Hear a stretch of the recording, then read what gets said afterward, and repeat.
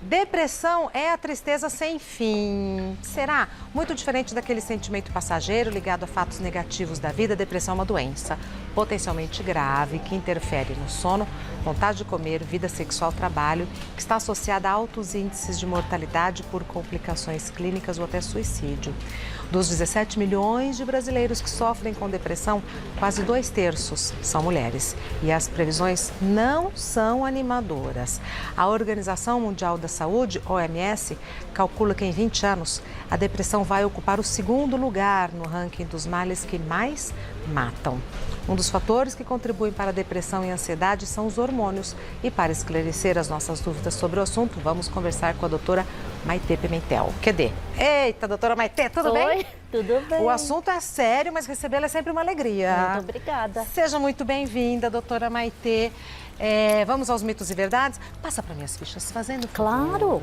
Aí, pronto.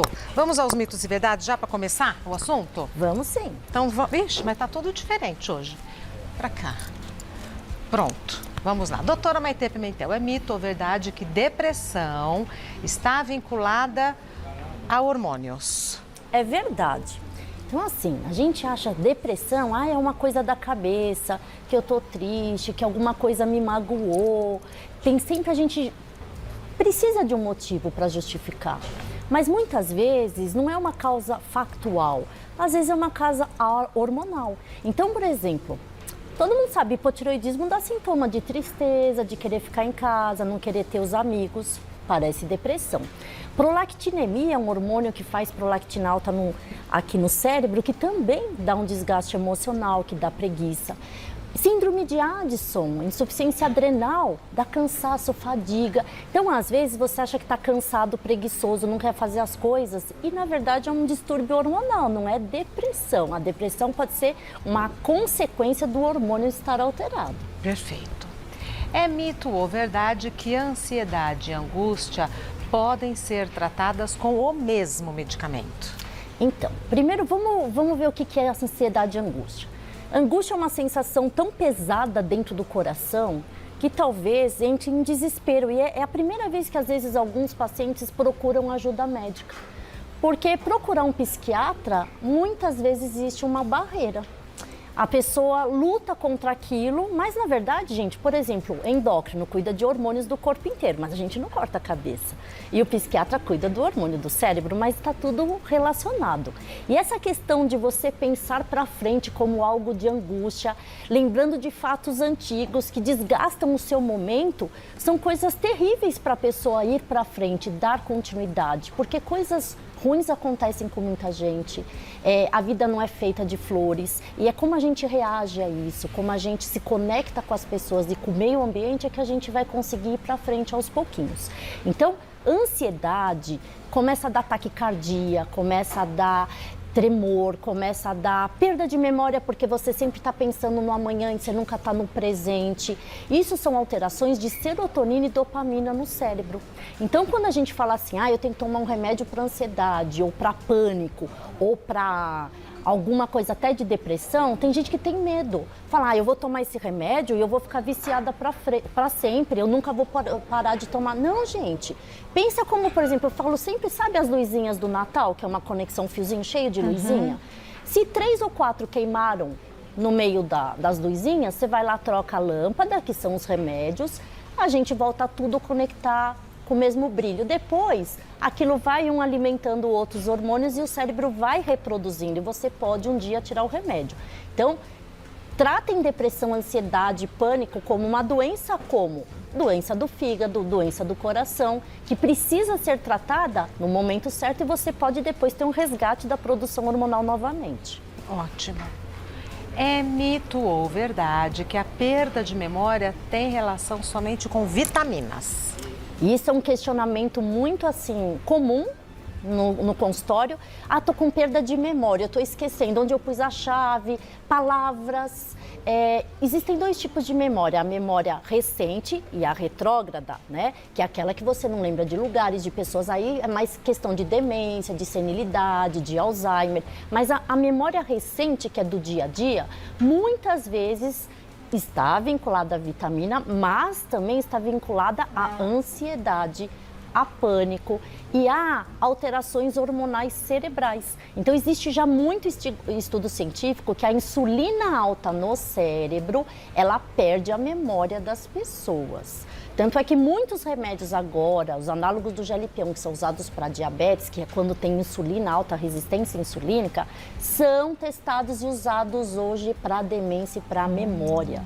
Já foi detectado que uma substância, quando a gente pega o cérebro de quem teve Alzheimer, é uma proteína chamada tau. Ela também é produzida com resistência insulínica no cérebro, que é chamado de diabetes tipo 3. Então, vocês veem, uma coisa que você acha normal, uma coisa que não tem nada a ver, tem tudo a ver. Então, quem tem perda de memória tem que ver zinco, selênio, magnésio, coenzima Q10, tem que ver ômega 3, que é vitamina, tem que ver complexo B e ácido fólico, é muito importante comer verdura escura, quem tem perda de memória, fósforo dos peixes. E a gente tem vários tipos de vitaminas, sim, são muito importantes para o neurônio ser formado e conectado. Só que, além disso, a gente tem que ver ansiedade, tem que ver resistência insulínica cerebral. Me dá um minutinho que eu já venho, doutora Maitê. A gente vai continuar com mitos e verdades. Vamos conversar com ela que sabe tudo mesmo, não é exagero, sabe tudo de cabelo. Aliás, para conversar com a doutora Maitê Pimentel sobre hormônios relacionados à ansiedade e depressão. Tem mais mitos e verdades, vamos? Vamos. Então vamos. É mito ou verdade, doutora Maitê, que a demência pode ter relação com diabetes? Então a gente viu que perda de memória já tem relação com diabetes, que é a resistência insulínica. E demência também tem. Não só por causa da resistência insulínica, mas por ser uma doença crônica. Doenças crônicas produzem marcadores inflamatórios. Interleucina 6, fator de necrose tumoral, interleucina 1, que vão criando todo um sistema imunológico que alteram a aplastia cerebral, os hormônios cerebrais. A gente tem até um slide aqui, se puderem colocar, dos principais hormônios dentro do nosso cérebro que causam demência, depressão e ansiedade. Então, você vê que é um curto-circuito o cérebro. Aqui é básico, a gente tem muito mais coisa, mas olha só.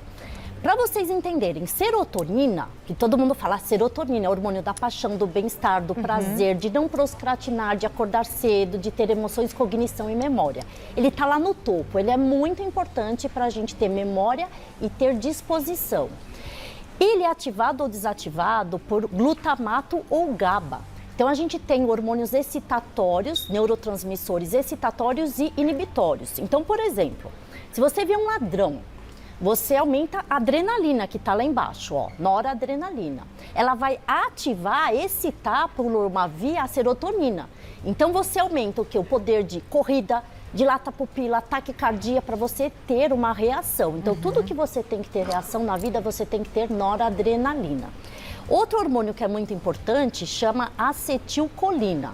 O que é esse hormônio? Vem da colina, que vem até da gema do ovo. A acetilcolina é a questão da cognição, da compreensão, do raciocínio. Então, você que está com falta de raciocínio, de cognição, de memória, de execução, também é importante pedir para o seu médico coisas que ativam a acetilcolina, não só a serotonina. Dopamina é um hormônio muito também importante no cérebro. Ele faz a prazer e a execução. Eu falo que é do militarismo, é você falar não para a comida errada, é falar sim para o exercício, é acordar na hora certa e falar eu tenho que ir, custe o que custar. Então é aquela coisa da vontade, do prazer, da execução. A histamina também é muito importante, senão a gente não acordaria. Então, melatonina, vocês não sabem que é para dormir, é no soninho? O que faz o hormônio de você com a luz despertar? É a histamina, ela mexe com o sono e vigília. Então você que está em casa aqui, não consegue levantar da cama, tem preguiça, fica procrastinando, deixando tudo para depois, talvez seja a falta de histamina. Então, ó, um curto-circuito, se um hormônio está ruim, ele vai bloquear os outros. Se um hormônio está a mais, ele também vai excitar os outros. E isso é importante pela conexão cerebral. Então, por isso que às vezes uma coisinha desregulada, ela desregula tudo. Bem didático. Continuando, é mito ou verdade que usar hormônios da menopausa diminui depressão? Então, tratar menopausa com hormônios diminui a depressão, cansaço, preguiça e disposição? Sim, é verdade. Mas o que tem a ver? Hormônio sexual, libido com cabeça, tem tudo a ver, porque a andropausa nos homens e a menopausa nas mulheres diminuem os hormônios importantíssimos para a ativação daqueles hormônios que eu acabei de falar. Vocês já viram depressão pós-parto? Óbvio, são mulheres que às vezes nunca tiveram depressão na vida e abrem um quadro de depressão. Por quê? A alteração de estrogênio, quando sai a placenta, ela é tão alta, esse delta, que ele interfere na conexão cerebral de várias vias de neurotransmissores. Então, repor a testosterona, o estrogênio, a progesterona, para quem tem indicação, óbvio, não é todo mundo que tem. Melhora muito a disposição, a memória, o raciocínio, querer trabalhar, os pensamentos positivos, aceitação, e diminui também sintomas físicos, como dor de cabeça, como taquicardia, como dor no peito, como dores no corpo. Então você vê que uma coisa tem a ver com a outra também. Tudo ligado. Vamos direto para as perguntas? Então a primeira foi mandada pela Meire. Usar antidepressivos faz desregular os hormônios do corpo? Então, faz desregular, Meire, ou faz regular. Então, não tenham medo, é isso que eu venho aqui falando para vocês. Tem muita gente que é insegura ou tem medo de usar algum ansiolítico, algum antidepressivo. Se bem indicado e no momento certo e na dose certa, só vai ter benefícios para que você saia desse turbilhão que está tudo errado, uma confusão, você se restabeleça e seus hormônios consigam de novo se formar. Existem estudos científicos que, por exemplo, se você tem depressão e não trata, ou toma um remédio, muita gente toma 2, 3 meses, aí eu tenho medo de continuar e eu paro. Porque eu não quero mais ir no médico e também acho que eu já estou melhor. Você sabe que isso vai acontecendo no hipocampo do cérebro, numa região do córtex, uma atrofia que vai aumentar a demência no futuro? Olha. Isso é comprovado cientificamente. Então, pessoas que não cuidam da mente, que não dão valor a tratar a serotonina, noradrenalina cerebral na hora certa e no período certo, tem aumento de demência no futuro e de depressões com mais, a gente fala, vales, que conseguem ser mais devastadores na vida da pessoa e não voltar para a cognição. Então, assim, tomem cuidado para não deixar a depressão chegar no fundo do poço para procurar ajuda. Então, não que necessariamente você precise de um remédio desde o começo, mas uma terapia, uma mudança do estilo de vida, uma conversa com pessoas que te ajudem, mas não deixe que isso vá de uma forma que o cérebro não sinta mais falta desse tipo de hormônio. A próxima pergunta quem mandou foi a Luísa. Eu tenho ansiedade e não consigo me concentrar. Esqueço de tudo e fico irritada. Pode ter relação com a falta de algum hormônio? Luísa, pelo que você está falando, você parece uma síndrome de ansiedade generalizada, que pode até levar a pânico, que pode até levar a TDAH também. São pessoas que nascem com um problema cerebral, e nem falo que é problema, uma alteração hormonal cerebral em quem tem menos dopamina no cérebro. Quem tem menos dopamina no cérebro não consegue ler um livro até o final, ou lê e não consegue captar, ou são pessoas mais inteligentes que fazem 1000 coisas ao mesmo tempo e têm ideias mirabolantes e maravilhosas, mas na hora de executar é tanta coisa que pensa ao mesmo tempo que não consegue focar naquilo. Isso gera angústia, ansiedade, perde as coisas. Aí na hora de sair de casa, aí perde o relógio, perde o brinco, aí a blusa não acha, e aquilo vai dando uma... E aí dá crise de choro, dá depressão, dá mais ansiedade ainda. Você vê que um hormônio alterado no cérebro, ele pode mudar tudo. Então, precisa de ajuda, Luísa. Para fazer diagnóstico não é tão simples, a gente tem vários critérios, vários questionários, várias dosagens hormonais, mas se for isso, você vai ter um auxílio, por exemplo, no estudo, em decorar as coisas, em ter concentração, em ter calma, para falar, para respirar e para ser compreendido. Então, muitas vezes, quem é ansioso, deixa o outro ansioso. Claro. Porque fala tão rápido, sem ponto e vírgula, e fala tudo embananado, e ninguém entende nada. E aí você fala, mas eu tô querendo falar, tô querendo me expressar, ninguém me entende. Então, procure ajuda que vai ser benéfico. Mais uma. Joaquim, tenho depressão há 4 anos. Já usei 7 tipos de remédios diferentes. Melhoro pouco e volta tudo de novo. Tenho até vontade de morrer. Existem doenças que podem causar depressão? Então, Joaquim, é muito legal você ter falado isso pra gente, se abrir, porque eu acho que muitas pessoas em casa podem já ter tido vontade de morrer, ideias suicidas, ou que o mundo está tão triste que não vale a pena e às vezes nem conseguem se expressar. No seu caso, parece que você tem uma depressão recorrente. Existem casos de depressão endógenas, que são de critérios familiares, genética envolvida, em que hoje nós temos até um tratamento muito moderno que chegou no Brasil faz menos de 6 meses, que é inalatório, que você, parece que reseta o cérebro e você diminui essa ideia suicida. É incrível, Regina. Então, isso é novo. Então, para você que está me escutando, que já teve ideia suicida, já tentou um suicídio, existe medicação nova no Brasil. Procure o especialista, o psiquiatra, que ele vai te ajudar.